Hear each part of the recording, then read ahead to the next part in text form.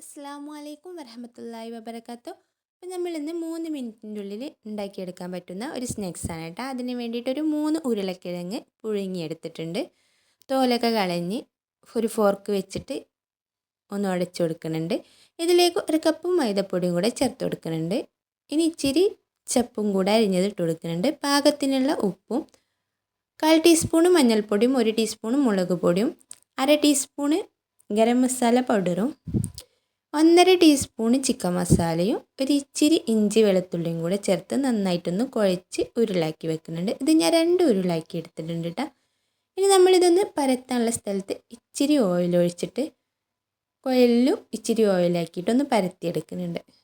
ഇനി നമുക്കിത് ഏത് ഷേപ്പിലാണോ വേണ്ടത് ആ ഷേപ്പിലൊന്ന് കട്ട് ചെയ്ത് കൊടുക്കട്ടോ. ചൂടായി വന്ന എണ്ണയിലിട്ടിട്ട് ഇത് നമുക്കൊന്ന് പൊരിച്ചെടുക്കാം.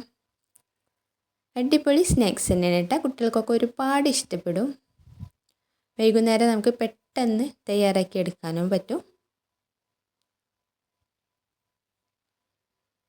വെള്ളം തിരിച്ചു മറിച്ചിട്ട് നന്നായിട്ടൊന്ന് പൊരിച്ചെടുക്കുന്നുണ്ട്. വീഡിയോ ഇഷ്ടപ്പെട്ടാൽ ഒന്ന് ലൈക്ക് ചെയ്യാനും ഷെയർ ചെയ്യാനും കമൻറ്റ് ചെയ്യാനും പിന്നെ സബ്സ്ക്രൈബ് ചെയ്യാനും മറക്കല്ലേ.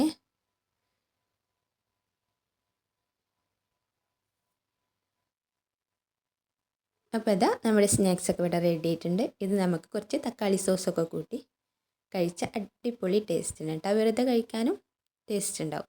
അപ്പോൾ ഇത്രയുള്ളൂ. ശരി, ബൈ.